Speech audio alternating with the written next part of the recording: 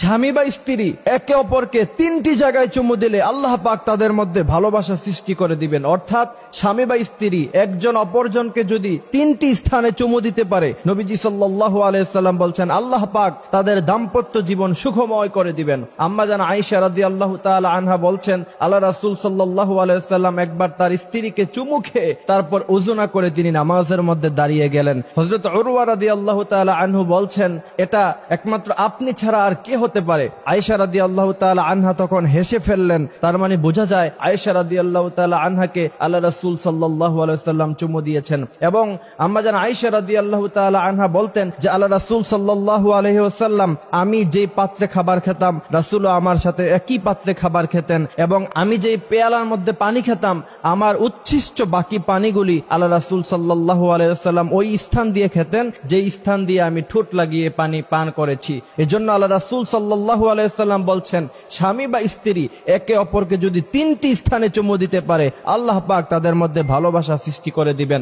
এক নাম্বার হলো কুব্বালাতুল খাদ্দি, অর্থাৎ গালের নরম অংশ। আল্লাহ রাসূল সাল্লাল্লাহু আলাইহি সাল্লাম বলেছেন তোমরা তোমাদের স্ত্রীদেরকে কুব্বালাতুল খাদ্দি অর্থাৎ গালের নরম অংশে চুমু দিলে আল্লাহ পাক তোমাদের মধ্যে ভালোবাসা সৃষ্টি করে দিবেন। আমার ভাইয়েরা, আল্লাহ সুবহানাহু ওয়া তাআলা বলছেন আজওয়াজান লিতাসকুনু ইলাইহা ওয়া জাআলা বাইনাকুম মাওয়াদ্দাতান ওয়া রাহমা, তোমাদেরকে আমি সৃষ্টি করেছি এবং স্বামী এবং স্ত্রী হিসাবে তোমাদেরকে পৃথিবীতে প্রেরণ করেছি এই জন্য যাতে করে একজন আরেকজনের কাছে গিয়ে তোমরা তোমাদের ক্লান্তি ভুলে যাও এবং তোমাদের মধ্যে যাতে করে ভালোবাসার সৃষ্টি হয় এবং তোমরা যাতে আরামে জীবন যাপন করতে পারো।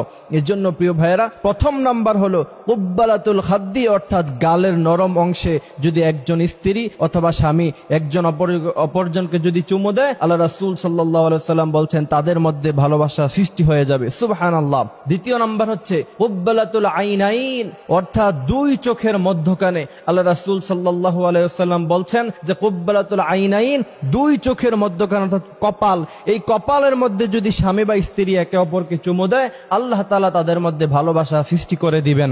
এই জন্য ইসলাম কত সুন্দর দেখেন, আমি অবাক হই আপনি আপনার স্ত্রীর সাথে কেমন ব্যবহার করবেন, স্ত্রীর কোন জায়গায় চুমু দিবেন সেটাও নবীজি সাল্লাল্লাহু আলাইহি সাল্লাম বলেছেন কুব্বালাতুল আইনাইন কপালের মধ্যে চুমু দেয়। এটা খুব সম্ভ্রান্ত একটা জিনিস এবং এটা খুবই সুন্দর একটা জিনিস কপালের মধ্যে চুমু খাওয়া। আল্লাহ রাসূল সাল্লাল্লাহু আলাইহি সাল্লাম বলেছেন যদি দ্বিতীয় নম্বরে তোমাদের স্ত্রীদের কপালে চুমু খেতে পারো আল্লাহ পাক তোমাদের মধ্যে ভালোবাসা সৃষ্টি করে দিবেন। তৃতীয় নাম্বার হচ্ছে কুব্বালাতুল ইয়াদি অর্থাৎ হাতের এই নিচের অংশ, এই নিচের অংশে যদি আপনি আপনার স্ত্রীকে চুমু দিতে পারেন ইনশাআল্লাহ আল্লাহ পাক আপনার মধ্যে আপনার স্ত্রীর মধ্যে ভালোবাসা সৃষ্টি করে দিবেন। কারণ আমি একটা আর্টিকেল পড়ছিলাম যে বিশেষজ্ঞরা বলছে এবং যারা বড় ডাক্তার তিনারা বলছেন যে হাতের এই শিরার মধ্যে 19টি শিরা আছে, এটার মধ্যে শ্রদ্ধা, ভালোবাসা, মহাব্বত অনেক কিছু বিষয় এখানে মিশ্রিত আছে। এই জন্য হাতের নিচের এই অংশে যদি আপনি চুমু দিতে পারেন আল্লাহ রাসূল বলছেন কুব্বালাতুল ইয়াদি হাতের নিচের অংশে তোমরা চুমু খাও তাহলে তোমাদের মধ্যে আল্লাহ পাক ভালোবাসা সৃষ্টি করে দিবেন।